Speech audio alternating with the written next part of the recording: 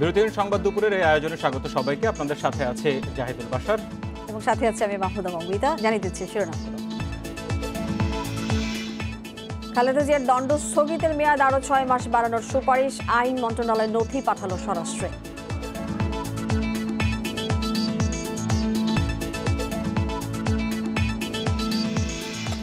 আতঙ্ক, মৃত্যুসহ নানা জটিলতায় কাটল করোনার 1 বছর। শাহেদ সাবরিনার জালিয়াতির মামলায় ধীরগতি।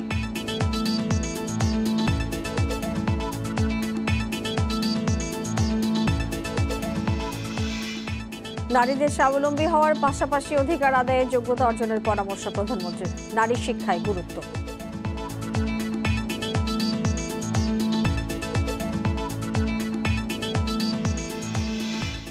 ঢাকা বিশ্ববিদ্যালয়ে ভর্তির অনলাইনে আবেদন শুরু আজ। বেসরকারি বিশ্ববিদ্যালয়ে ভর্তি জিপিএর মাধ্যমে।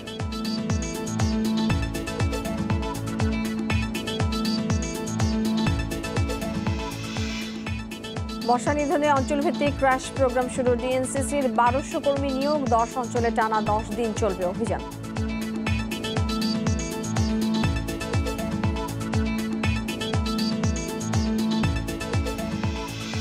সংবাদ দুপুরে আপনাদের শিরোনামগুলো বলছিলাম, এবারে যাচ্ছে পুরো খবরে। রোগীদের ছুটোছুটি নেই, নেই স্বাস্থ্যকর্মীদের ব্যস্ততা। এটি ঢাকা মেডিকেলের করোনা ওয়ার্ড। বেশিরভাগ শয্যায় রোগী শূন্য। একসময় হাজারের বেশি রোগী ভর্তি থাকলেও এখন তা অর্ধেকেরও কম। করোনা চিকিৎসায় বেশ ভালো করেছে শেখ রাসেল গ্যাস্ট্রোলিভার হাসপাতাল। এই হাসপাতালটির এই ওয়ার্ডে 18 জন রোগী ভর্তি ছিল একসময়। এখন রোগীর সংখ্যা নেমেছে 2-এ, অর্থাৎ রোগীর সংখ্যা কমেছে, পাশাপাশি বেড়েছে স্বাস্থ্যকর্মীদের সাহস ও মনোবল। 18 জানুয়ারির পর থেকে দেশের সংক্রমণের হার 5-এর নিচে। বিশ্ব স্বাস্থ্য সংস্থার হিসেবে এটি স্বস্তিদায়ক পর্যায়ে। এখন দিনে 5 থেকে 600 জনের করোনা শনাক্ত হচ্ছে, কমেছে মৃত্যুও। অন্যদিকে হাসপাতালে বেড়েছে সেবার মান ও চিকিৎসা দক্ষতা। এই সংক্রমণটা নিচে আসা মানে হচ্ছে যে আমাদের অর্থনৈতিক গতি কিন্তু অনেক বেড়ে যাবে। মানুষজন যদি একটু সতর্কভাবে অবস্থান করে, এটিকে যদি আমরা ধরে রাখতে পারি, তাহলে সেই ক্ষেত্রে পৃথিবীতে অন্যান্য দেশের চেয়ে আমরা কিন্তু খুব তাড়াতাড়ি এগিয়ে যেতে পারবো। দেশে প্রথম করোনা শনাক্ত হয় 8 মার্চ। তখন নতুন এক ভাইরাসের বিরুদ্ধে যুদ্ধে যেন দিকভ্রান্ত স্বাস্থ্য বিভাগ। করোনা পরীক্ষায়ও দেখা দেয় বড় সংকট। এর মধ্যেই ঘটে রিজেন্ট জেকেজি কাণ্ড। মাস্ক, পিপিই কেনাকাটায় দুর্নীতির অভিযোগ। দেশের 219টি ল্যাবে করোনা পরীক্ষা ও হাসপাতালের আলাদা ইউনিটে চিকিৎসার ব্যবস্থা সহ নানা পদক্ষেপে পরিস্থিতি সামাল দেয় স্বাস্থ্য বিভাগ। ডিসেম্বরের মাঝামাঝি সময় থেকে কিন্তু কেস নাম্বার বা সংক্রমণের হার কমা শুরু করেছে, যেটা অবশ্যই আমাদের জন্য খুব ভালো একটা খবর। যদি আমরা স্বাস্থ্যবিধিগুলো মেনে না চলি, তাহলে কিন্তু আবার আরেকটা ঢেউ আসার সম্ভাবনা অবশ্যই আছে। করোনাকে শিক্ষা হিসেবে দেখছেন স্বাস্থ্যমন্ত্রী জাহিদ মালেক। এমন দুর্যোগ মোকাবেলায় টেকসই স্বাস্থ্য ব্যবস্থা জরুরি বলছেন তিনি। আরও বেশি স্বাস্থ্যকে গুরুত্ব দেওয়া উচিত, আরও বেশি বাজেট দেওয়া উচিত স্বাস্থ্যকে। তো এবারই প্রমাণ হয়ে গেল যে হেলথে যদি আমরা সঠিক না করি, বিনিয়োগ না করি, গুরুত্ব না দেই, তাহলে পরে কত ক্ষতি হতে পারে। দেশে এ পর্যন্ত 41 লাখের বেশি নমুনা পরীক্ষায় করোনা শনাক্ত ছাড়িয়েছে 5.5 লাখ। মৃত্যুও 8,500-এর কাছাকাছি। Hasan Misba, independent news, Dhaka. করোনার 1 বছর পার করল বাংলাদেশ। আর এই নিয়ে আলোচনা করতে রাজধানীর ধানমন্ডি থেকে আমাদের সঙ্গে আছেন রোগতত্ত্ববিদ এবং স্বাস্থ্য অধিদপ্তরের সাবেক পরিচালক অধ্যাপক ডক্টর জাকির হোসেন। ডক্টর জাকির হোসেন, আপনাকে স্বাগত জানাচ্ছি। 1টি বছর আমরা পার করেছি এবং যেই সময়টা পার করেছি, সার্বিক যে সময় এবং তত্ত্বাবধান, মনিটরিং এবং আমরা এখন টিকা নিচ্ছি, সার্বিকভাবে এই 1টি বছরকে আপনি কিভাবে দেখছেন? আমরা কতটুকু সফল হয়েছি করোনা মোকাবিলায়? ধন্যবাদ আপনাকে। আসসালামু আলাইকুম। আমার তো মনে হয় আমরা ভালোই সফল হয়েছি। প্রথম দিকে যদিও একটু নেতৃত্বে একটু সংকট ছিল, একটু কনফিউশন ছিল, কার কি দায়িত্ব, কে কিভাবে দায়িত্ব পালন করবেন, সেখানে প্রায় মাস দুয়েক এখানে একটা আসলে বোঝার একটু অসুবিধা ছিল। ক্রমাগতভাবে অবশ্য সময়ের সাথে সাথে আমরা খুব দ্রুতই সবকিছু শিখতে পেরেছি, বুঝতে পেরেছি, জানতে পেরেছি এবং আমাদের অভিজ্ঞতা সঞ্চয় হয়েছে। যে অভিজ্ঞতাগুলো আমরা বর্তমানে ব্যবহার করছি, একটা হলো যে রোগীকে চিহ্নিত করা। 219টা এখন আমাদের পরীক্ষাগার আছে, যেটা অনেক পৃথিবীর আমাদের মতো অনেক দেশেই এত পরীক্ষাগার নাই, এবং পরীক্ষাগারে যারা পরীক্ষা করছেন তারা চৌকস মানুষগুলো এখন পরীক্ষা করছেন, এবং যারা রোগাক্রান্ত হচ্ছেন তাদেরকে দ্রুত হাসপাতালে নিয়ে চিকিৎসা করা হচ্ছে, যার জন্য মৃত্যুও কমছে এবং সংক্রমণ কমছে। অবশ্যই দুটো কারণে আমি মনে করি, একটা হলো যে মানুষ কিছুটা হলেও কিন্তু নিরাপদ যে জীবনযাপন পদ্ধতি সেটা পালন করছে, আর কিছুটা হলো যে ভাইরাসের যে পরিবর্তিত রূপ আমাদের বাংলাদেশে, এটা আসলে যেমন ধরুন দক্ষিণ আফ্রিকা বা ব্রাজিল বা এমনকি আমাদের যে করোনা পরিস্থিতি আমরা দেখেছি যে সংক্রমণ হার অনেকটা কমেছে, সেইটিকে আপনি কি পরিস্থিতি হিসেবে দেখছেন, এবং আমরা এখন আসলে টিকা নিচ্ছি সেটি সবশেষ কিনা? কারণ আমাদের যে স্বাস্থ্যবিধি মানার প্রবণতা সেটির শুরু থেকেই আসলে ঘাটতি ছিল, আমরা কি এখনো সেটা মানছি কিনা, অর্থাৎ এই টিকা নেওয়াটাই কি শেষ বিষয় কিনা? ঘাটতি তো ছিল, এখনো আছে, কিন্তু তারপরে আমি বলবো যে কিছু মানুষ তো আসলে এই মাস্ক ব্যবহার করা, হাত ধোয়া, দূরত্ব, অন্য মানুষের দূরত্ব রাখা সেগুলো করছে, যার ফলে কিছুটা কমছে। আবার কিছুটা ভাইরাসের যে স্ট্রেনটা আছে পরিণত, সেটাও কিছুটা দুর্বল হয়েছে আমাদের দেশে। কিন্তু টিকার কারণে অনেকখানি আমাদের উপকার হচ্ছে এই জন্য যে এই টিকাটা পৃথিবীর অন্যান্য যে টিকাগুলো আছে, বিশেষ করে mRNA ভিত্তিক আমেরিকার যে টিকাগুলো, তার থেকে অনেক বেশি নিরাপদ। এখানে আপনারা জানেন না যে mRNA ভিত্তিক যে ফাইজারে এই পর্যন্ত প্রায় 70-80 জন মানুষ মারা গেছে, কিন্তু আমাদের যে টিকাটা আছে অ্যাস্ট্রাজেনেকার, এটা কিন্তু এই ধরনের কোনো মারাত্মক পরিণত হচ্ছে না। শুধু মানুষ যথেষ্ট আগ্রহী হচ্ছে এবং আগ্রহী হওয়া উচিত। টিকা শেষ কথা কিনা, টিকা দিয়ে আমি কিন্তু সব মানুষকে নির্মূল রোগ থেকে প্রতিরোধ করতে পারবো না। কিছু মানুষ তারপরেও রোগাক্রান্ত হবেন, কিন্তু কিন্তু তাদের মৃত্যু অনেক কমে যাবে, অনেক প্রায় কমে যাবে। হাসপাতালে ভর্তি হওয়ার সংখ্যা অনেকখানি কমে যাবে, হাসপাতালের উপর চাপ অনেকখানি কমে যাবে। যেটি আপনার কাছে সবশেষ জানতে চাই যে বরাবরই বলা হচ্ছিল যে হার্ড ইমিউনিটির প্রশ্ন বারবার এসছে এবং বিশ্বব্যাপী সেটির কনসেপ্ট আমরা শুনেছি, কিন্তু বাংলাদেশের প্রেক্ষাপটে আমরা দেখেছি আমাদের সার্বিক অব্যবস্থাপনা ছিল, সব পরিস্থিতি আমরা মোকাবেলা করেছি, কিন্তু আমাদের অনেক দুর্বলতাও ছিল, তারপরেও কিন্তু আমরা অনেক ভালো জায়গায় এসেছি। এটির পেছনে আমরা কি কিছুটা হার্ড ইমিউনিটির দিকে এগিয়েছি? দেখুন, কোভিড-19 এই রোগের হার্ড ইমিউনিটি নিয়ে অনেক প্রশ্ন আছে। কেউ বলছেন 67 থেকে 70% মানুষ যদি রোগাক্রান্ত হয়ে সেরে যায় অথবা টিকা নেয় তাহলে হয়তো হার্ড ইমিউনিটি হবে, কিন্তু যে টিকার সবাই তো আর টিকা নিয়ে আসলে রোগ প্রতিরোধ করতে পারবে না। সুতরাং টিকার হারটা কিন্তু 67 ভাগ হলে হবে না, টিকার হারটা 90 ভাগের মতো হবে, যাতে করে 67 ভাগ প্রতিরোধ শক্তি তৈরি হয় মানুষের মধ্যে। কিন্তু তারপরে কথা আছে যে ভাইরাসটা কিন্তু খুব তাড়াতাড়ি তার রূপ পরিবর্তন করছে। আজকে টিকা নিয়ে আমি যে প্রতিরোধ শক্তি তৈরি করছি, আগামী দিনে যদি আল্লাহ না করুন এটা যদি নতুন রূপান্তরিত হয়, যেমন আপনাকে বলছেন দক্ষিণ আফ্রিকা, ব্রাজিলে, তাহলে কিন্তু এই টিকাটা কাজ করবে, কিন্তু সেই পরিমাণে কাজ করবে না যতখানি বর্তমানে যে রূপান্তরিত ভাইরাস স্ট্রেন আছে তার বিরুদ্ধে কাজ করছে। ডক্টর জাকির হোসেন, আপনাকে অনেক ধন্যবাদ আমাদের সাথে যুক্ত হয়ে বেশি কথা বলবার জন্য। চলে যাচ্ছি পরের খবরে। করোনা পরীক্ষা জালিয়াতির হোতা রিজেন্টের শাহিদ করিমের অস্ত্র মামলায় যাবজ্জীবন সাজা হলেও অন্য মামলায় আছে ধীরগতি। এদিকে সরকারি কর্মকর্তা হিসেবে কারাগারের ডিভিশন নিয়ে আছেন জেকেজির সাবরিনা আরিফ চৌধুরী, সিইও আরিফুল হকও জেলে আছেন। শাহিদ সাবরিনার প্রতারণার শিকার কেউ মামলা করলে সহায়তার আশ্বাস দিয়েছেন রাষ্ট্রপক্ষের আইনজীবী। প্রতারক শাহেদ তার অবৈধ অস্ত্রটি ব্যবহার করে টাকা চাইতে আসা ভুক্তভোগীদের ভয় দেখাতেন। র্যাবের মামলায় সেটি প্রমাণিত হলে যাবজ্জীবন সাজা হয় তার। আর শাহেদের বিরুদ্ধে জাল টাকার মামলার এখনও তদন্ত চলছে। অবৈধ সম্পদ অর্জনের অপরাধে শাহেদের বিরুদ্ধে মামলা করতে দুদককে চিঠি দিয়েছে র্যাব।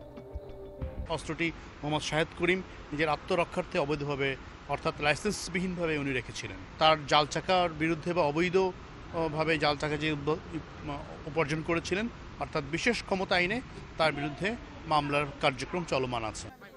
অন্যদিকে করোনা পরীক্ষা ও এনআইডি জালিয়াতি এবং সরকারি চাকরি করে বেসরকারি প্রতিষ্ঠানে লাভজনক পদে থাকা মোট 3টি অভিযোগে সাবরিনা আরিফ আছেন কারাগারে। ভুয়া রিপোর্ট দেওয়ার অভিযোগে তার স্বামী জেকেজির সিইও আরিফুল হক চৌধুরীও আছেন জেলে। তাদের বিরুদ্ধে মামলার সাক্ষ্য গ্রহণ চলছে।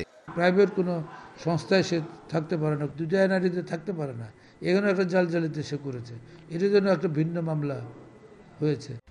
রাষ্ট্রপক্ষ বলছে, শাহেদ সাবরিনাদের জালিয়াতির অভিযোগ প্রমাণিত হলেও সাজা হবে মাত্র 7 বছর। তাই প্রতারণার শিকার ভুক্তভোগীদের মামলা করার আহ্বান জানালেন আইনজীবী। এই মামলা কিন্তু সর্বোচ্চ শাস্তি হলো 7 বছর।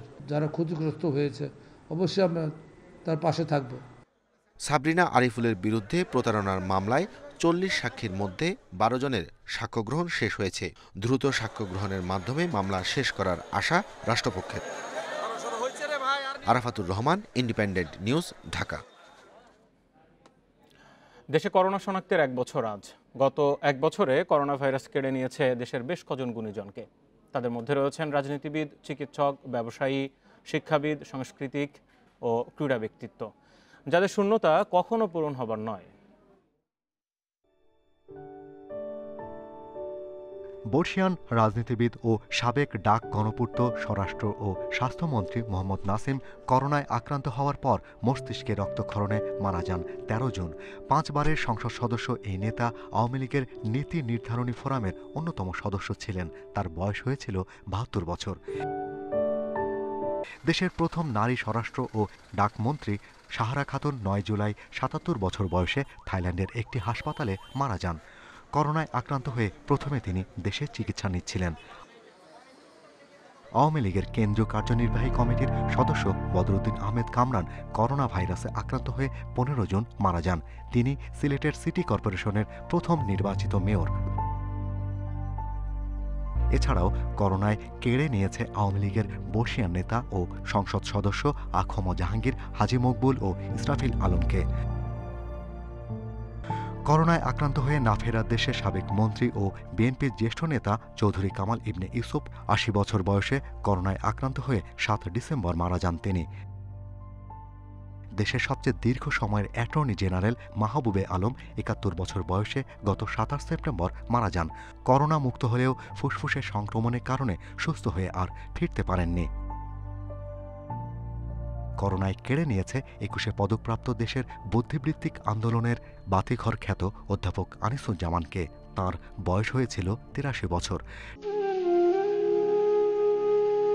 স্বাধীন বাংলা বেতারে যার কণ্ঠে যুদ্ধ জয়ের প্রথম খবর এসেছিল, সেই কামাল লোহানীর কণ্ঠ স্তব্ধ হয়ে যায় গত 20 জুন করোনায় আক্রান্ত হয়ে। সাবেক সচিব ও বাংলা একাডেমির পরিচালক, কবি, প্রাবন্ধিক মঞ্জুরে মাওলা 80 বছর বয়সে করোনা ভাইরাসে আক্রান্ত হয়ে মারা যান। দেশের শিল্পকলায় অন্যতম নক্ষত্র হিসেবে বিবেচিত মুর্তজা বশির গত 15 আগস্ট চিরতরে বিদায় নেন করোনায় আক্রান্ত হয়ে। গেদু চাচার খোলা চিঠি কলাম লিখে জনপ্রিয় সাংবাদিক খন্দকার মোজাম্মেল হক করোনায় উপসর্গ নিয়ে 29 জুন মারা যান। করোনায় আক্রান্ত হয়ে মারা যান প্রথম আলোর যুগ্ম সম্পাদক মিজানুর রহমান খান। দৈনিক সংবাদের ভারপ্রাপ্ত সম্পাদক খন্দকার মনিরুজ্জামান 73 বছর বয়সে করোনায় আক্রান্ত হয়ে 24 জুন মারা যান। স্বাধীন বাংলা ফুটবল দলের খেলোয়াড় নওশেরুজ্জামান 70 বছর বয়সে করোনায় আক্রান্ত হয়ে 21 সেপ্টেম্বর মারা যান। এছাড়াও করোনায় কেড়ে নিয়েছে মুক্তিযোদ্ধা আবু ওসমান চৌধুরী, জিয়াউদ্দিন তারেক আলী এবং ব্যবসায়ী এম এ হাশেম ও নুরুল ইসলাম বাবুল সহ দেশের অনেক গুণীজনকে। Shahriar Anirban, Independent news, Dhaka. স্বাবলম্বী হওয়ার পাশাপাশি নারীদের অধিকার আদায়ে যোগ্যতা অর্জনের পরামর্শ দিয়ে প্রধানমন্ত্রী শেখ হাসিনা বলেছেন, এক্ষেত্রে শিক্ষার কোনো বিকল্প নেই। সকালে আন্তর্জাতিক নারী দিবসের অনুষ্ঠানে প্রধানমন্ত্রী এই কথা বলেন। প্রধানমন্ত্রী বলেন, নারীর ক্ষমতায়ন এবং অধিকার প্রতিষ্ঠায় তার সরকারের নেয়া নানা পদক্ষেপের ফলেই আজ সব ক্ষেত্রে নারীদের সরব অংশগ্রহণ। বিশ্বে যা কিছু মহান সৃষ্টি চিরকল্যাণকর, অর্ধেক তার করিয়াছে নারী, অর্ধেক তার নর। উদ্বোধনী সঙ্গীতের মাধ্যমে রাজধানীর শিশু একাডেমিতে শুরু হয় আন্তর্জাতিক নারী দিবসের মূল অনুষ্ঠান। করোনাকালে নারী নেতৃত্ব গড়বে নতুন সমতার বিশ্ব, এই স্লোগানে এবার পালিত হচ্ছে দিবসটি। এতে গণভবন থেকে ভিডিও কনফারেন্সিংয়ে যুক্ত ছিলেন প্রধানমন্ত্রী। তার পক্ষে 5 জন শ্রেষ্ঠ নারীকে সম্মাননা তুলে দেন মহিলা ও শিশু বিষয়ক প্রতিমন্ত্রী। বক্তব্যের শুরুতেই জয়িতাদের জীবনযুদ্ধের প্রশংসা করে প্রধানমন্ত্রী বলেন, বঙ্গবন্ধু নারী অধিকার ও সমতা প্রতিষ্ঠায় সাংবিধানিক পদক্ষেপের পাশাপাশি সংসদে আসন সংরক্ষণ সহ বিভিন্ন উদ্যোগ নিয়েছিলেন। তার পথ ধরেই আওয়ামী লীগ সরকার নারীর প্রতি সহিংসতা বন্ধ ও ক্ষমতায়নের নানা পদক্ষেপ নিয়েছে। এই নির্যাতনের হাত থেকে নারীদের এবং শিশুদের রক্ষা করার জন্য আমরা সেই আইন 2000 সালেই করে দিয়ে গেছিলাম, যখন প্রথমবার সরকারি সর্বোচ্চ শাস্তি যাতে পায় সে ব্যবস্থা করেছি। তাছাড়া মাতৃত্বকালীন ছুটি যেটা 3 মাসের ছিল, প্রথমবার সরকার এসে 4 মাস করেছে, এখন 6 মাস করে দিয়েছি। বাবার নামেই সন্তানের পরিচয় ছিল, মার স্থান ছিল না। আমরা কিন্তু মায়ের পরিচয়টা ও সন্তানের পরিচয়ে সংযুক্ত করে দিয়েছি। খেলাধুলা, সামরিক ক্ষেত্র, বিচার ব্যবস্থা, সিভিল প্রশাসন, স্থানীয় সরকার থেকে সরকার পরিচালনার বিভিন্ন পর্যায়ে নারীদের স্বতঃস্ফূর্ত অংশগ্রহণের কথা তুলে ধরেন সরকার প্রধান। পরামর্শ দেন নারীদের অধিকার আদায়ে যোগ্য হওয়ার। যে নারীদের অধিকার দাও, নারীদের অধিকার দাও বলে যে শুধু চিৎকার করা আর বলা আর বক্তৃতা দেওয়া, এতে কিন্তু অধিকার আসে না। অধিকারটা আদায় করে নিতে হবে, আদায় করবার মতো যোগ্যতা অর্জন করতে হবে। আর সেই যোগ্যতা আসবে শিক্ষা দীক্ষা প্রশিক্ষণের মাধ্যমে। আগে যেমন একটা মানে ধর্মের নাম নিয়ে বা সামাজিকতার কথা বলে মেয়েদেরকে যে ঘরে বন্ধ করে রাখার একটা প্রচেষ্টা ছিল, সেই অচল আয়তন ভেদ করে মেয়েরা এগিয়ে যাচ্ছে। নারী শিক্ষার কোনো বিকল্প নেই, তাই সকল অচলায়তন ভেঙে বেগম রোকেয়ার দেখানো পথেই নারীদের এগিয়ে চলার আহ্বান শেখ হাসিনার। এমন শিক্ষায় শিক্ষিত করিয়া তুলিতে হইবে যাহাতে তাহারা ভবিষ্যৎ জীবনে আদর্শ গৃহিণী, আদর্শ জননী এবং আদর্শ নারী রূপে পরিচিত হইতে পারে। Zahidul Bashar, independent news, Dhaka. দেশে গণতন্ত্র না এলে নারী অধিকারও প্রতিষ্ঠা পাবে না বলে জানিয়েছে বিএনপি নেতারা। আন্তর্জাতিক নারী দিবস উপলক্ষে সকালে নয়াপল্টনে আয়োজিত সমাবেশে এসব কথা বলেন বিএনপির নেতারা। গণতন্ত্র প্রতিষ্ঠার সংগ্রামেও নারীদের আরও এগিয়ে আসার আহ্বান জানান বিএনপি মহাসচিব মির্জা ফখরুল ইসলাম আলমগীর। আন্তর্জাতিক নারী দিবস উপলক্ষে নয়াপল্টনে বিএনপির কেন্দ্রীয় কার্যালয়ের সামনে জাতীয়তাবাদী মহিলা দলের সমাবেশ। সেখানে বক্তব্য রাখেন বিএনপির কেন্দ্রীয় নেতারা এবং মহিলা দলের নেত্রীরা। তারা বলেন, স্বাধীনতার 50 বছরে এসেও এদেশে নারী অধিকার প্রতিষ্ঠা করা যায়নি। নারীরা এখনো অনেক পিছিয়ে আছেন। এই সরকারের অধীনে আমরা নারীরা সবচাইতে বেশি অবহেলিত। গণতন্ত্র এই দেশে, গণতন্ত্র পুনরুদ্ধার করতে হবে। আর দেশনেত্রী বেগম খালেদা জিয়া মানেই গণতন্ত্র, দেশনেত্রী বেগম খালেদা জিয়া মানেই বাংলাদেশ। সমাবেশে বিএনপি মহাসচিব মির্জা ফখরুল ইসলাম আলমগীর দাবি করেন, এদেশে নারীদের উন্নয়নে সবচেয়ে বেশি অবদান বিএনপির। নারী অধিকার আদায়ের পাশাপাশি গণতন্ত্র প্রতিষ্ঠার সংগ্রামেও নারীদের এগিয়ে আসার আহ্বান জানান তিনি। বলেন, গণতন্ত্র না থাকলে নারীর অধিকারও থাকবে না। আমাদের মা বোনেরা নিরাপদে তারা চলাফেরা করতে পারেন না, তারাও বলতে পারেন না যে তারা স্বাধীন। এই সরকার সকলের স্বাধীনতাকে হরণ করে নিয়েছে, বাক স্বাধীনতা হরণ করেছে, তাদের মৌলিক স্বাধীনতা গণতান্ত্রিক অধিকারকে হরণ করিয়েছে। সুতরাং তখনই নারীদের অধিকার আদায় হবে, তখনই নারীদের অধিকারকে সংরক্ষণ করা যাবে, যখন সত্যিকার অর্থেই বাংলাদেশে একটি গণতান্ত্রিক সরকার প্রতিষ্ঠা হবে।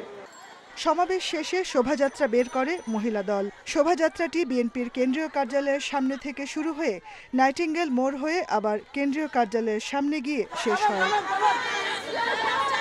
Jahanara Parvin, Independent news, Dhaka. ঢাকা বিশ্ববিদ্যালয়ে 2020-2021 শিক্ষাবর্ষে প্রথম বর্ষ স্নাতক শ্রেণীতে ভর্তির জন্য অনলাইনে আবেদন শুরু হচ্ছে আজ থেকে।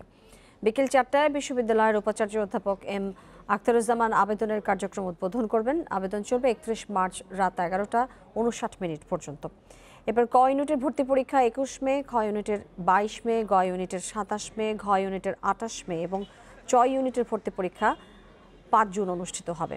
প্রতিটি ইউনিটের পরীক্ষা ঢাকা সহ 8টি বিভাগীয় শহরে সকাল 11টা থেকে দুপুর 12:30 পর্যন্ত অনুষ্ঠিত হবে। এবার ক, খ, গ এবং ঘ ইউনিটের ভর্তি পরীক্ষায় 60 নম্বরের এমসিকিউ এবং 40 নম্বরের লিখিত পরীক্ষা নেওয়া হবে। শুধুমাত্র চ ইউনিটের পরীক্ষায় 40 নম্বরের এমসিকিউ এবং 60 নম্বরের লিখিত পরীক্ষা নেওয়া হবে।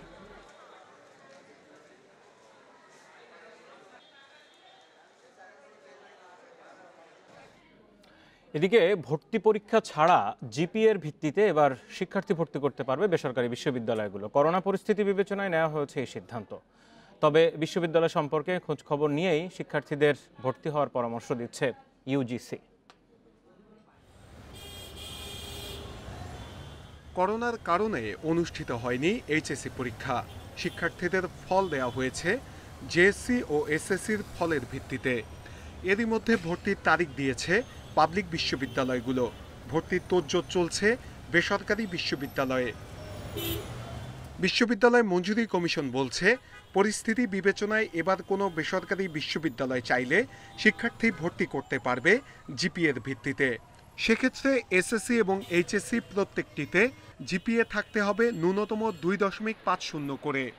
সতর্কতা করাটা বড় কথা নয়, বিশ্ববিদ্যালয়গুলো নিজ থেকেই নিয়ম নীতি মেনে চলবে, শিক্ষার্থীদের কল্যাণে কাজ করবে, এটাই হচ্ছে মূল কথা। বেশিরভাগ বেসরকারি বিশ্ববিদ্যালয়ের বিরুদ্ধে আছে অনিয়মের অভিযোগ। অনেকগুলোর স্থায়ী ক্যাম্পাস নেই, অনেকেই অনুমোদন ছাড়া বিভাগ চালাচ্ছে। আছে নির্ধারিত আসনের থেকে বেশি শিক্ষার্থী ভর্তির অভিযোগও। তাই ভর্তির ক্ষেত্রে শিক্ষার্থীদের খোঁজ খবর নিয়ে ভর্তি হওয়ার আহ্বান জানাচ্ছে মঞ্জুরি কমিশন। যে সে কি বেশি সংখ্যক ছাত্র ভর্তি করাচ্ছে নাকি ইউজিসি যে অনুমোদিত সংখ্যক ছাত্র সেটাই ভর্তি করাচ্ছে। আমি শিক্ষার্থীদেরকে উদাত্ত আহ্বান জানাবো এবং তাদের অভিভাবকদেরকে আহ্বান জানাবো যে এই বিষয়টি যেন দেখে তারা তাদের ছেলে মেয়েদেরকে বেসরকারি বিশ্ববিদ্যালয়ে ভর্তির উদ্যোগ নেয়। বেসরকারি বিশ্ববিদ্যালয় সমিতি বলছে, প্রতি বছরই বিপুল সংখ্যক আসন খালি থাকে বেসরকারি বিশ্ববিদ্যালয়ে। করোনার কারণে এবার সেই সংখ্যা বাড়বে। অন্তত এই পিরিয়ডের ভিতরে আমরা মেধাভিত্তিক বলতে ছাত্র মেধাভিত্তিক ভর্তি করাবো। মেধাভিত্তিক বলতে বুঝবো এসএসসি এবং এসএসসির পরীক্ষার রেজাল্টের উপর ভিত্তি করে ছাত্রছাত্রী ভর্তি করাবো। দেশে বেসরকারি বিশ্ববিদ্যালয় আছে 160টি, এর মধ্যে কার্যক্রম চালু আছে 93টির। এসব প্রতিষ্ঠানে আসন সংখ্যা 2.5 লাখের মতো। নূরে আলম, ইন্ডিপেন্ডেন্ট নিউজ, ঢাকা। ভাষাঞ্চলে কাজ করতে আগ্রহী জাতিসংঘের শরণার্থী সংস্থা। পররাষ্ট্রমন্ত্রী একে আব্দুল মোমেন জানিয়েছেন, সেখানে স্থানান্তর রোহিঙ্গাদের মানবিক সহায়তা নিশ্চিতে UNHCR চাইলে যে কোনো সময়ে কাজ শুরু করতে পারে। সকালে পররাষ্ট্র মন্ত্রণালয়ে মন্ত্রীর সঙ্গে সৌজন্য দেখা করেন UNHCR এর বাংলাদেশ প্রতিনিধি। বৈঠক শেষে সাংবাদিকদের প্রশ্নের উত্তরে পররাষ্ট্রমন্ত্রী এসব কথা বলেছেন। সে বলল আমরা ভাষাঞ্চলে যাব। হ্যাঁ, তাহলে ভালো, তোমাদের ভালো দিকবিজ্ঞান হয়েছে, ইউ শুড গো দেয়ার, কারণ ওখানে খুব মাচ বেটার। আর আমরা এটা করেছি, উই শুড বি রিওয়ার্ডেড যে এইরকম লোকগুলো শরণার্থীদের জন্য এত ভালো আয়োজন করেছে। তারা গেছে, এরা খুব সুখে আছে। তারা বলেছে যে তারা হি ইজ ইন্টারেস্টেড টু, আমরা বলছি উই আর ওপেন, তোমরা যেদিন যেতে চাও you are most welcome. They should start working there. হ্যাঁ, তো এইটাই আমি তাকে বলেছি এবং বলেছি যে তোমার সেক্রেটারি জেনারেলের সাথে আলাপ হয়েছি, তখন ওনাকেও বলেছি যে he should put more resources and more personnel in Myanmar and also in Rakhine province. আপনারা দেখছেন বিরতিহীন সংবাদ। সংবাদে আরো যা থাকবে। বাংলাদেশি বিয়ে করে নাইজেরিয়ান চক্রের প্রতারণার নতুন ফাঁদ। স্ত্রীর পরিবারের সদস্যদের ব্যবহার, হাতিয়ে নিচ্ছে টাকা।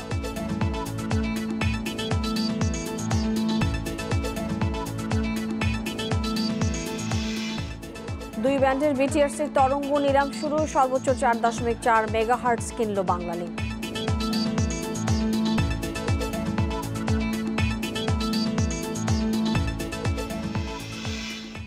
মশার বিস্তার নিয়ন্ত্রণে অঞ্চলভিত্তিক মশা নিধন ক্র্যাশ প্রোগ্রাম চালাচ্ছে ঢাকা উত্তর সিটি কর্পোরেশন। সকাল থেকে মিরপুরের বিভিন্ন এলাকায় মশা নিধন কার্যক্রম পরিচালনা করছে ডিএনসিসি। সিটি কর্পোরেশন জানিয়েছে, মশক নিয়ন্ত্রণে 1200 কর্মী নিয়োগ দেওয়া হয়েছে।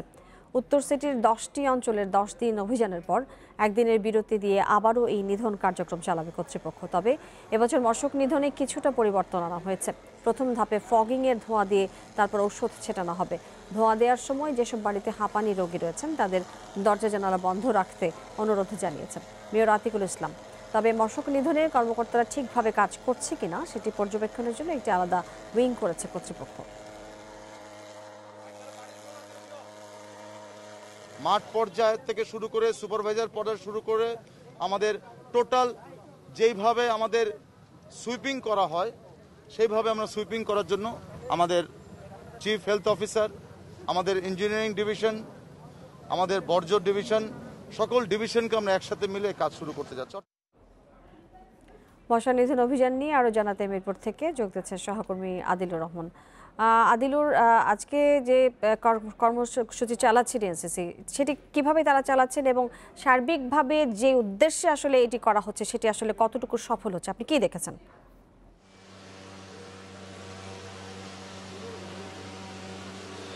দেখুন, মশার যন্ত্রণায় কিন্তু বেশ কয়েক মাস ধরে অর্থাৎ ফেব্রুয়ারি জুড়ে এবং মার্চের আজকে 8 তারিখ এই পর্যন্ত কিন্তু আসলে মানুষ আসলে খুবই দুর্ভোগে রয়েছে এবং চরম মানে মশার একটি আতঙ্ক এখন নগরবাসীর কাছে রয়েছে।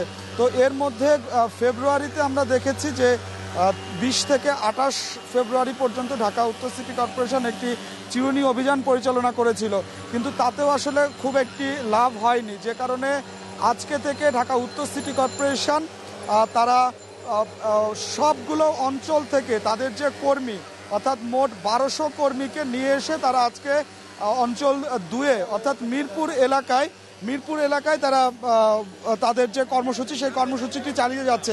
আপনাকে জানিয়ে রাখি যে এই কর্মসূচিতে কিছুটা কিন্তু আসলে ওষুধ প্রয়োগের ক্ষেত্রে পরিবর্তন আনা হয়েছে এবং আমরা প্রতিদিন সকালবেলায় যেটি আসলে দেখতাম যে লার্ভিসাইডিং করা হতো, কিন্তু এই যে আজকের কর্মসূচি এখানে কিন্তু প্রথমে ফগার দেওয়া হচ্ছে, ফগার দেওয়ার পরে তারপরে কিন্তু আসলে জানতে চাই যে আপনি বলেছেন, আমি জানতে চাই যে এই যে তারা জোন ভিত্তিক এই উদ্যোগ নিয়েছেন সেখানে নতুন কি তারা ওষুধ কোনো ইউজ করছেন, তারা নতুন কি করছেন এবং তারা অঞ্চল ভিত্তিক যে পরিচালনা করছেন কর্মসূচি সেখানে আসলে পুরো সব জায়গা থেকে তুলে এনে কর্মীদের এখানে এনেছেন, বাকি অঞ্চলগুলোতে আসলে কি পরিস্থিতি, মশা কি আরো বাড়বে না সেখানে?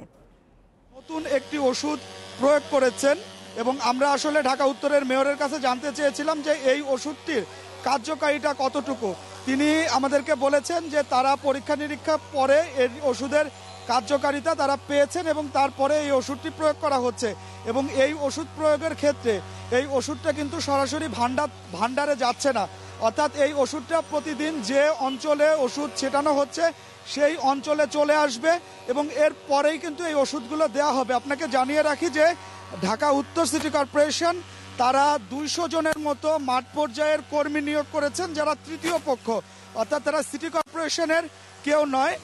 এখানে কিন্তু আছেন এই তদারকি দলের নেতৃত্ব দিচ্ছেন সাবেক স্বাস্থ্য অধিদপ্তরের পরিচালক বেনজির আহমেদ, যাকে আমরা আসলে জনস্বাস্থ্য বিশেষজ্ঞ হিসেবে জানি, তিনি এই তদারকির নেতৃত্ব দিচ্ছেন এবং তারা মূলত দেখছেন এবং পরীক্ষা করবেন যে ওষুধটি প্রয়োগ করা হচ্ছে সেই ওষুধটি আসলে কার্যকর হচ্ছে কিনা এবং তারা কিন্তু আসলে প্রতিদিন একটি করে প্রতিবেদন মেয়রকে তারা দেবেন। যদি তাদের এই প্রতিবেদনে প্রমাণ হয় বা দেখা যায় যে এই যে ওষুধটি এখন প্রয়োগ করা হচ্ছে এই ওষুধেও কাজ হচ্ছে না, সেক্ষেত্রে কিন্তু নতুন করে ওষুধ পরিবর্তনের চিন্তা করবে ঢাকা উত্তর সিটি কর্পোরেশন। আপনাকে জানিয়ে রাখি যে আজকে অঞ্চল একটি প্রশ্ন থেকেই যাচ্ছে, একটি অঞ্চলে মশা মেরে আরেকটি অঞ্চলে চলে গেলেন, কিন্তু একটি অঞ্চলের মশায় যে আসলে অন্য অঞ্চল থেকে আসবে না বা সেখানে যে আর মশা আসবে না সেটার তো কোনো গ্যারান্টি নেই। আসলে অঞ্চল ভিত্তিক এই যে কর্মসূচি নেওয়া হচ্ছে সেটি কতটুকু যুগোপযোগী, এলাকাবাসী কি বলছেন?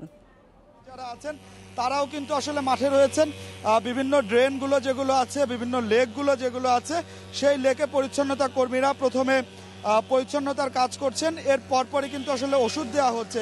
এবং আরেকটি বিষয় এখানে লক্ষ্য করা যাচ্ছে সেটি হচ্ছে যে বক্স ড্রেনগুলো রয়েছে সেই বক্স ড্রেনের মধ্যে তারা এই প্রথমবারের মতো ওষুধ দিচ্ছেন। আমরা এলাকাবাসীর সাথে কথা বলেছি, এলাকাবাসী বলছেন যে অনেক দিন পরে, অর্থাৎ অনেকেও বলছেন যে এমন ব্যাপক হারে ওষুধ প্রয়োগের যে কার্যক্রম এটি আসলে অনেকের চোখে পড়েনি।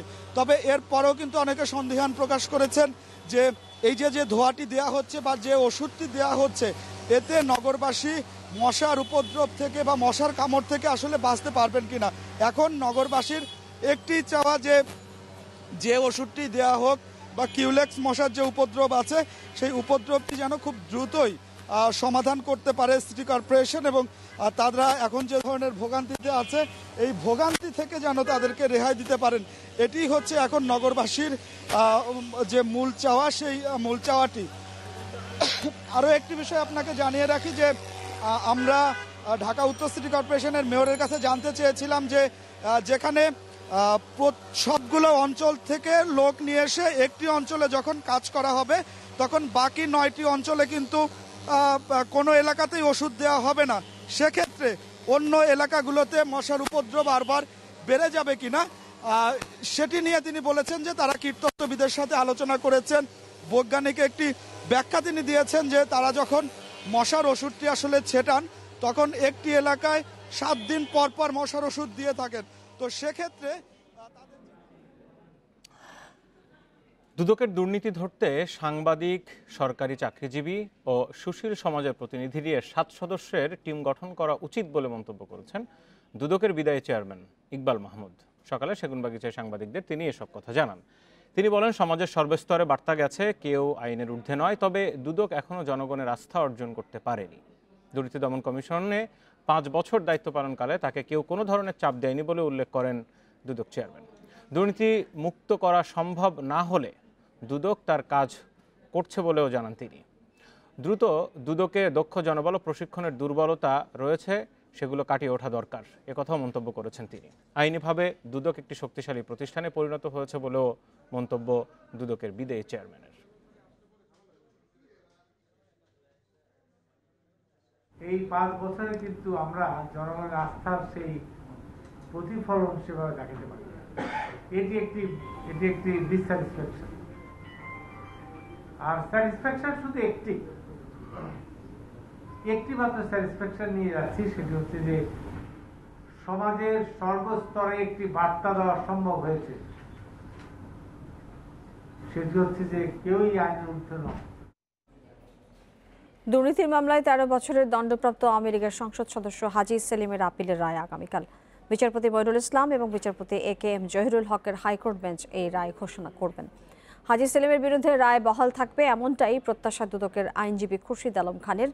এর আগে বিচারিক আদালত থেকে নথি তলব করে হাইকোর্ট। 2007 সালের 24 অক্টোবর হাজী সেলিমের বিরুদ্ধে লালবাগ থানায় অবৈধভাবে সম্পদ অর্জনের অভিযোগের মামলা করে দুদক। মামলায় 2008 সালের 27 এপ্রিল তাকে 13 বছরের কারাদণ্ড দেয় বিচারিক আদালত। 2009 সালের 25 অক্টোবর এই রায়ের বিরুদ্ধে হাইকোর্টে আপিল করেন হাজী সেলিম। 2011 সালের 2 জানুয়ারি হাইকোর্ট এক রায়ে তার সাজা বাতিল করে, পরে হাইকোর্টের রায়ের বিরুদ্ধে আপিল করে দুদক। ওই আপিলের শুনানি শেষে 2015 সালের 12 জানুয়ারি হাইকোর্টের রায় বাতিল করে পুনরায় হাইকোর্টে শুনানির নির্দেশ দেয় আপিল বিভাগ।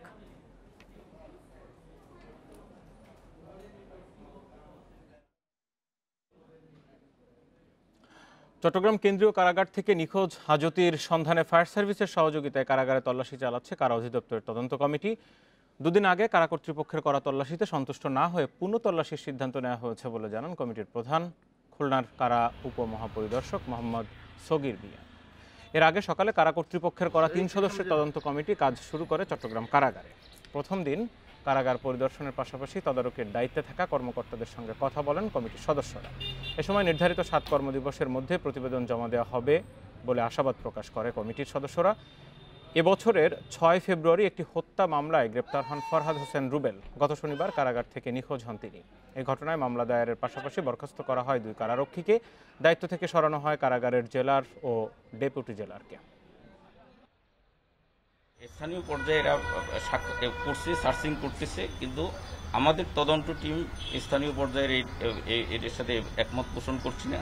আমরা বিষয়টা স্বচ্ছ ধারণার জন্য আমরা রাষ্ট্রীয় সকল বিষয়গুলোর সাথে সমন্বয় করে আমরা কাজ করব। সহকর্মী ইফতেখার ফয়সাল এই মুহূর্তে চট্টগ্রাম কেন্দ্রীয় কারাগারে রয়েছেন, বিস্তারিত জানবো তার কাছ থেকে। ইফতেখার, কারা কর্তৃপক্ষ, চট্টগ্রামের কারা কর্তৃপক্ষ তারা তো 2 দিন ধরে তল্লাশি চালিয়েছিলেন, তারপরে তদন্ত কমিটি কেন তার উপরে আস্থা রাখতে পারছেন না? তারা কি আভাস পাচ্ছেন? আবার কেন তল্লাশি করতে হচ্ছে সেখানে? সেই কথাটি আসলে আজকে সকালে যখন আমরা এখানকার তদন্ত কমিটির প্রধানের সঙ্গে কথা বলছিলাম, তখনই তিনি কিছুটা বলেছিলেন, ইঙ্গিত করেছিলেন। তিনি বলেছেন যে একটি কারাগার থেকে যে কেউ পলাতক হতেই পারে, কিন্তু পলাতক হওয়ার পর সে বিষয়ে একটি সুস্পষ্ট ধারণা কর্তৃপক্ষের থাকা উচিত। তিনি কি পালিয়েছেন নাকি তার অন্য কোনো ধরনের ঘটনায় তিনি হতাহত কিংবা নিহতও হতে পারেন, সেই বিষয়ে একটি সুস্পষ্ট ধারণা থাকা উচিত। কিন্তু সেই বিষয়ে এখনো পর্যন্ত স্পষ্ট কোনো ধারণা কারা কর্তৃপক্ষের কাছ থেকে তদন্ত কমিটি পায়নি, যার কারণে তারা মনে করছেন যে তারা যে তল্লাশি চালিয়েছেন সেটি আরো একটু স্বচ্ছ প্রক্রিয়া হওয়া উচিত। সরকারি যে বিভিন্ন সংস্থাগুলো রয়েছে তাদেরকে নিয়ে যাতে এটি করা হয় সেটি তারা মনে করেছেন, যার কারণে আজকে দুপুর 1টা থেকে এখানে তল্লাশি শুরু হয়েছে। এবং তল্লাশিতে ফায়ার সার্ভিসের 3টি দল এখানে কাজ করছে এবং তারা ফায়ার সার্ভিসের একজন কর্মকর্তার সঙ্গে আমাদের কথা হচ্ছিল, তিনি জানিয়েছেন যে তারা বিশেষ করে সেপটিক ট্যাঙ্ক যেগুলো কারা অভ্যন্তরে রয়েছে এবং পাশাপাশি যে ড্রেনগুলো রয়েছে সেই ড্রেনগুলোতে তারা তল্লাশি চালাবেন। এবং যেহেতু সেখানে তল্লাশি চালাতে খেলতে গিয়ে অনেকে হয়তো বিষাক্ত গ্যাসে আক্রান্ত হতে পারেন, সেজন্য তাদের অন্য একটি টিমও যে প্রস্তুত রাখা হয়েছে বলে তারা আমাদেরকে জানিয়েছেন। আর পাশাপাশি একটি কথা বলে রাখি, সেটি হচ্ছে এই ঘটনায় আসলে দুটি তদন্ত কমিটি গঠন করা হয়েছিল, একটি কারা কর্তৃপক্ষের করা, কারা মহাপরিদর্শকের করা এবং অন্যটি জেলা প্রশাসনের করা। দুটি তদন্ত কমিটি কিন্তু আজকে তাদের কাজ শুরু করেছে। কিছুক্ষণ আগে আমরা দেখেছি যে জেলা প্রশাসনের যে তদন্ত দল তারা কিছুক্ষণ আগে কারাগারের মূল ফটক থেকে বেরিয়ে গেছেন এবং তাদের কাছে আমরা জিজ্ঞাসা করেছি। দেশের কেন্দ্রীয় কারাগারগুলোর মধ্যে জনবল নিরাপত্তার দিক থেকে প্রথম দু একটার মধ্যেই কিন্তু চট্টগ্রামের কেন্দ্রীয় কারাগারের বেশ কিছু এলাকা সিসি ক্যামেরার আওতার মধ্যে রয়েছে। এখন পর্যন্ত কোনো খোঁজ খবর পাওয়া গেল না কেন? মানে সিসি ক্যামেরায় কি এসছে সর্বশেষ? এখনো তারা সেটি ধারণা করছেন, বিশেষ করে কারাগারের চারপাশে যেই ক্লোজ সার্কিট ক্যামেরাগুলো রয়েছে সেগুলোতে ধারণ করা ফুটেজগুলো এখন মূলত বিশ্লেষণ হচ্ছে এবং কিছুক্ষণ আগে কারা মহাপরিদর্শকের করা যেই তদন্ত দল তারা কিন্তু এখানকার যেই সিসিটিভি ফুটেজগুলো বিশ্লেষণ করা শুরু করেছেন এবং তারা আশা করছেন হয়তো আজকে কালকের মধ্যেই তারা এই ঘটনার একটি যে হয়তো গুরুত্বপূর্ণ যে বিষয় উদ্ঘাটন সম্ভব হবে বলে তারা মনে করছেন এবং তারা বলছেন যে খুব শীঘ্রই তাদেরকে যেই 4টি কাজের জন্য মূলত এই তদন্ত কমিটিটি করা হয়েছে এবং প্রত্যেকটি নির্দেশনা মেনেই তারা সুস্পষ্ট একটি প্রতিবেদন দিবে। আপনাকে অনেক ধন্যবাদ। চট্টগ্রাম কেন্দ্রীয় কারাগার থেকে হাজতি নিখোঁজ, তার বিস্তারিত জানছিলাম কারাগার প্রাঙ্গণ থেকে। দেশে অবস্থানরত নাইজেরিয়ান একটি চক্র বাংলাদেশে বিয়ে করে নতুন প্রতারণার ফাঁদ তৈরি করেছে, আর এই কাজে তারা ব্যবহার করছে বিয়ে করা পরিবারের সদস্যদের। ফেসবুকে বন্ধুত্বের পর ডলার এবং স্বর্ণ পাঠানোর প্রলোভন দেখিয়ে নানা কৌশলে লাখ লাখ টাকা হাতিয়ে নিচ্ছিল চক্রটি। সম্প্রতি এই 2 নাইজেরিয়ান সহ 5 জন বাংলাদেশিকে গ্রেপ্তারের পর এমন তথ্য পেয়েছে ডিবি পুলিশ।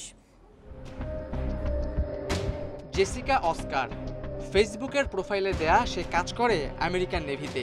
বাংলাদেশে এক ব্যবসায়ীর সাথে ফেসবুকে বন্ধুত্ব করে জানান বর্তমানে তিনি আফগানিস্তানে একটি মিশনে। তার আছে বাংলাদেশি মুদ্রার 10 কোটি টাকা, যা সে তার বন্ধুকে দিতে চায়। টাকার প্রলোভন দেখিয়ে সে ব্যবসায়ীর কাছ থেকে নানা কৌশলে হাতিয়েও নেয় 22 লাখ টাকা। সম্প্রতি এই প্রতারক চক্রের 2 নাইজেরিয়ান ও 5 বাংলাদেশিকে গ্রেপ্তার করে ডিবি পুলিশ। সংস্থাটি বলছে নাইজেরিয়ান ব্যক্তি বছর 10 আগে ফুটবলার হিসাবে বাংলাদেশে আসেন। বাঙালি এক নারীকে বিয়েও করেন। বিয়ের পর পুরো পরিবারকেই ব্যবহার করেন প্রতারণার কাজে। বাচ্চা আছে একটা ছোট, বিয়ের 5 বছর চলতেছে, কিন্তু ইদানিং ধরে এই কাজে জড়িত হয়েছে সেটা জানতাম, বাট আমি কখনো কিছু বলি নাই কাউকে। চক্রটি পুলিশের চোখে ফাঁকি দিতে টাকা লেনদেনে ব্যবহার করত এই নারীর পরিবারের সদস্যদের ব্যাংক অ্যাকাউন্ট। মেসেজ দেওয়া শেষ হইলে আমাকে কল দেওয়া হয়তো টাকা আসছে, আমি শুধু ওদের দিয়ে উঠাইয়া আমি দিয়ে আসতাম। আমার অ্যাকাউন্ট ছিল 6-7টা, আমি জানতাম এই বিষয়টা যে এটা ওরা এরকম একটা চক্র করতে। পুলিশ বলছে এই দেশে বসেই বিভিন্ন দেশের নাগরিক সেজে প্রতিষ্ঠিত ব্যক্তিদের টার্গেট করে প্রতারণা করছিল চক্রটি। এই ধরনের প্রতারণা করে বাংলাদেশ থেকে টাকা হাতিয়ে সে টাকাগুলি তারা তাদের দেশে নিয়ে যায়। এর জন্য তারা বিভিন্ন সময় যেই বাংলাদেশি নামগুলি আছে তাদের অ্যাকাউন্টে টাকাগুলি নেয়। এরা বাংলাদেশি বিয়ে করে, যে পরিবারে বিয়ে করে সেই পরিবারের সকল সদস্য এই প্রতারণার সাথে জড়িয়ে ফেলে। বিদেশি নাগরিকদের সাথে সামাজিক যোগাযোগ মাধ্যমে বন্ধুত্ব এবং যে কোনো আর্থিক লেনদেনের সময় সতর্ক থাকার আহ্বান এই গোয়েন্দা কর্মকর্তার। Khaled Raihan, independent news, Dhaka. আপনারা দেখছেন বিরতিহীন সংবাদ। সংবাদে আরো যা থাকছে। মিয়ানমারের সঙ্গে প্রতিরক্ষা সহযোগিতা কর্মসূচি স্থগিত করল অস্ট্রেলিয়া। দেশ জুড়ে ধর্মঘটের ডাক শ্রমিক ইউনিয়নে। এবং দ্বিতীয় দফায় বার্সার সভাপতি হলেন লাপোর্তা। মেসির সঙ্গে চুক্তি নবায়নে অগ্রাধিকার, বড় চ্যালেঞ্জ আর্থিক উন্নয়ন।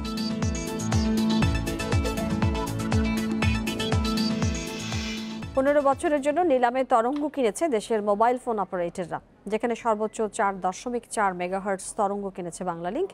প্রতি মেগাহার্টজ তরঙ্গের দাম পড়েছে $310 কোটি। রাজধানীর হোটেল ইন্টারকন্টিনেন্টালে বিটিআরসি তরঙ্গ নিলামে মোবাইল ফোন অপারেটর রবি 2.6 এবং গ্রামীণফোন কিনেছে 0.4 মেগাহার্টজ তরঙ্গ। এতদিন গ্রাহক অনুপাতে পর্যাপ্ত তরঙ্গ না থাকায় সন্তোষজনক সেবা নিশ্চিত করতে পারছিল না অপারেটররা। তাই 1800 এবং 2100 ব্যান্ডের অব্যবহৃত তরঙ্গ নিলামের সিদ্ধান্ত নেয় বিটিআরসি। অপারেটররা তরঙ্গ কিনলে গ্রাহক সেবার মান আরও বাড়বে বলে আশা করছেন সংশ্লিষ্টরা।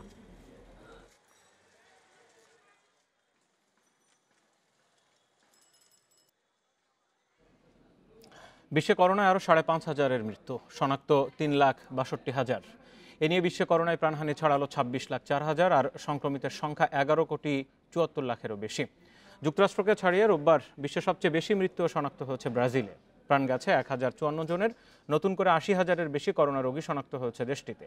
অন্যদিকে যুক্তরাষ্ট্রে একদিনে মৃতের সংখ্যা 700।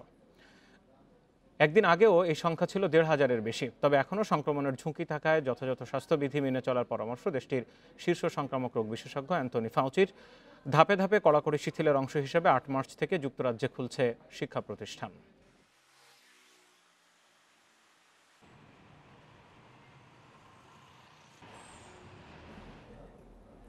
বিজেপি সরকারকে আক্রমণ করতে বাংলাদেশ ভারতের তিস্তা চুক্তিকে হাতিয়ার বানিয়েছেন পশ্চিমবঙ্গের মুখ্যমন্ত্রী মমতা ব্যানার্জি। মিয়ানমারের সঙ্গে প্রতিরক্ষা সহযোগিতা কর্মসূচি স্থগিত করেছে অস্ট্রেলিয়া। সেই সঙ্গে মিয়ানমারের জান্তা সরকারকে পাশ কাটিয়ে রোহিঙ্গা সহ সংখ্যালঘুদের ত্রাণ সহযোগিতা দেওয়ারও সিদ্ধান্ত নিয়েছে দেশটি।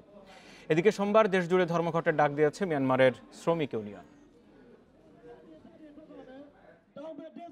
ক্রমেই মিয়ানমার জান্তা সরকারের উপর বাড়ছে আন্তর্জাতিক চাপ। ভ্রমণ, অর্থনৈতিক নিষেধাজ্ঞার পর এবার অনেক দেশই তুলে নিতে শুরু করেছে সহযোগিতার হাত। 1 ফেব্রুয়ারি সেনা অভ্যুত্থানের জবাবে মিয়ানমারের সঙ্গে প্রতিরক্ষা সহযোগিতা কর্মসূচি স্থগিত করেছে অস্ট্রেলিয়া। সুচি সহ শীর্ষ নেতাদের মুক্তির দাবি জানিয়ে বিক্ষোভকারীদের ওপর হামলা চালানো থেকে বিরত থাকার আহ্বান জানিয়েছেন দেশটির পররাষ্ট্রমন্ত্রী। আমরা চাই খুব দ্রুত মিয়ানমারের স্বাভাবিক পরিস্থিতি ফিরে আসুক, গণতন্ত্র ফিরে আসুক। শান্তিপূর্ণ প্রতিবাদ কর্মসূচিতে যে কোনো ধরনের সহিংস আচরণের বিপক্ষে অস্ট্রেলিয়া। সেই সঙ্গে মিয়ানমারের জান্তা সরকারকে পাশ কাটিয়ে রোহিঙ্গা সহ সংখ্যালঘুদের ত্রাণ সহযোগিতা দেওয়ারও সিদ্ধান্ত নিয়েছে অস্ট্রেলিয়া। এদিকে নির্মাণ, কৃষি সহ 9টি শ্রমিক ইউনিয়নের ডাকে মিয়ানমার জুড়ে চলছে ধর্মঘট। সেনা সরকারের ওপর চাপ বাড়াতে এই কর্মসূচি ডাক দেয় মিয়ানমারের শ্রমিক ইউনিয়ন। বিক্ষোভ দমাতে ইয়াঙ্গুনের সড়কে বাড়ানো হয়েছে নিরাপত্তা। হাসপাতাল ও বিভিন্ন বিশ্ববিদ্যালয়ের সামনে টহল দিচ্ছে তারা। সেনাবাহিনী বিরোধী বিক্ষোভ চলছে অন্যান্য গুরুত্বপূর্ণ শহরে। 1 মাস ধরে চলা সেনা বিরোধী আন্দোলনে এ পর্যন্ত প্রাণ গেছে অর্ধশতাধিকের। এর মধ্যে কেবল 3 মার্চের সংঘর্ষে প্রাণ গেছে 38 জনের। আটকের সংখ্যা 1,500-এর বেশি। এর আগে মিয়ানমার সংকট নিরসনে আসিয়ানের গুরুত্বপূর্ণ ভূমিকা পালন করা উচিত বলে মন্তব্য করে চীন। Nusrat Serin, Independent News. গিনিতে একের পর এক বিস্ফোরণে নিহত হয়েছেন 15 জন। এই ঘটনায় আহত হয়েছেন 5 শতাধিক মানুষ। রবিবার দেশটির প্রধান শহর বাটায় সামরিক বাহিনীর ব্যারাকের কাছে বিস্ফোরণের ঘটনা ঘটে। তবে বিস্ফোরণের কারণ এবং কারা দায়ী তা জানা যায়নি। দেশটির প্রেসিডেন্ট জানিয়েছেন ব্যারাকে মজুত রাখা ডিনামাইট থেকে বিস্ফোরণগুলো ঘটেছে। দুর্ঘটনাস্থলে উদ্ধার কাজ চলছে বলে জানিয়েছেন নিরাপত্তা বাহিনীর কর্মীরা। দেশটির স্বাস্থ্য মন্ত্রণালয় কয়েকটি টুইট বার্তায় রক্তদান সহ জরুরি সাহায্যের জন্য স্বেচ্ছাসেবকদের বাটার হাসপাতালগুলোতে যাওয়ার জন্য অনুরোধ করেছে।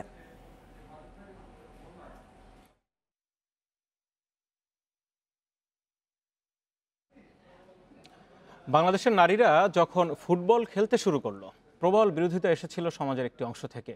কিন্তু সেই নারীদের ফুটবল সাফল্য এখন ছেলেদের চেয়েও বেশি। নারী ক্রিকেট দল নিয়মিতভাবে খেলছে দেশে বিদেশে। অন্য খেলাধুলোতেও এখন নারীদের দীপ্ত পদচারণা। সাবেক ও বর্তমান খেলোয়াড়রা তাই এই অবস্থান আরও এগিয়ে নিতে প্রত্যয় জানিয়েছেন বিশ্ব নারী দিবসে। সামাজিক প্রতিবন্ধকতা দূরে ঠেলে বাংলার নারীদের ক্রীড়াঙ্গনের সফলতা এখন নিয়মিত দৃশ্য। ক্রিকেট, ফুটবলের পাশাপাশি আর্চারি, ভারোত্তোলন কিংবা কারাতে, তাইকোয়ান্দো সবখানেই সফলতা।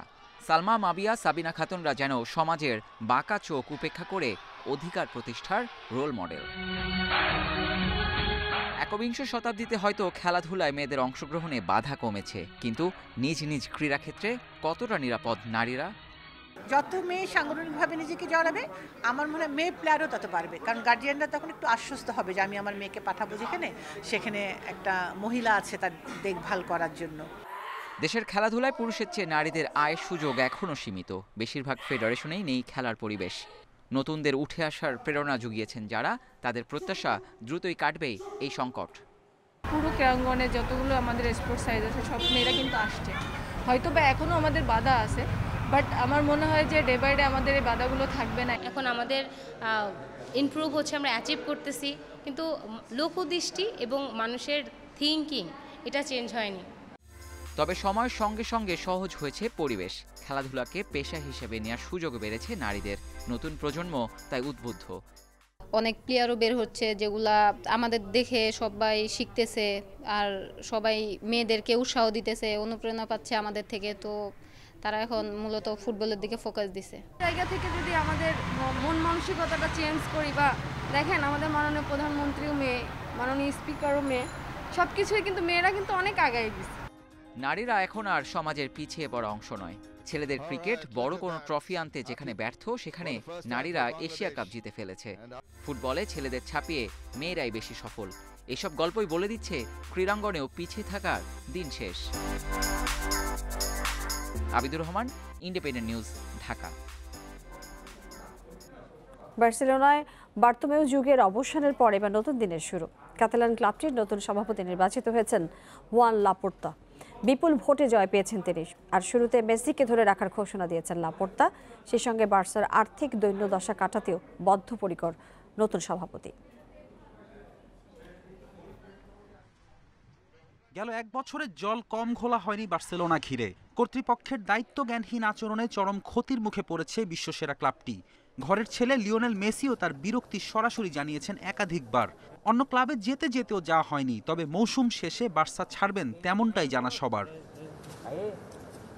কিন্তু নতুন সভাপতি এসেই প্রথম ঘোষণা, মেসিকে ধরে রাখা হবে যে কোনো মূল্যে। বার্তোমেউ যুগে ডুবতে বসা বার্সা লাপোর্তার যুগে পা রাখল।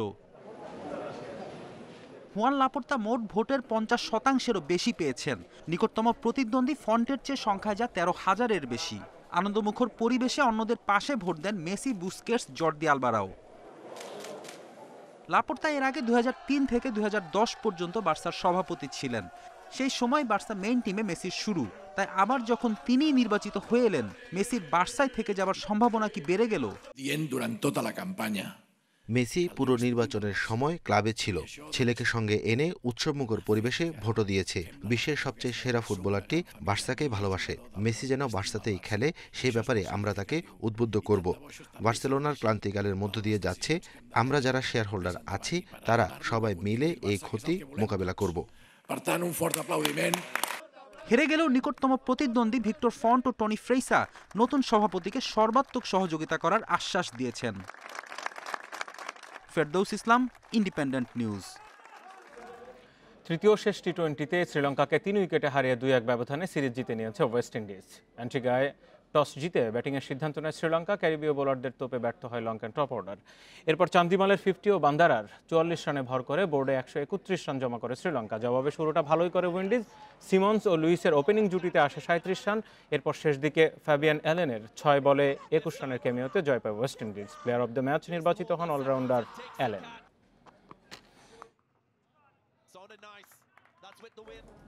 ধন্যবাদ এতক্ষণ সাথে থাকার জন্য। বিরতিহীন সংবাদ দুপুরের আজকের আয়োজন এ পর্যন্ত। ইন্ডিপেন্ডেন্ট টেলিভিশনের সব খবর দেখতে চোখ রাখুন ফেসবুক, ইউটিউব এবং টুইটারে। ধন্যবাদ সবাই।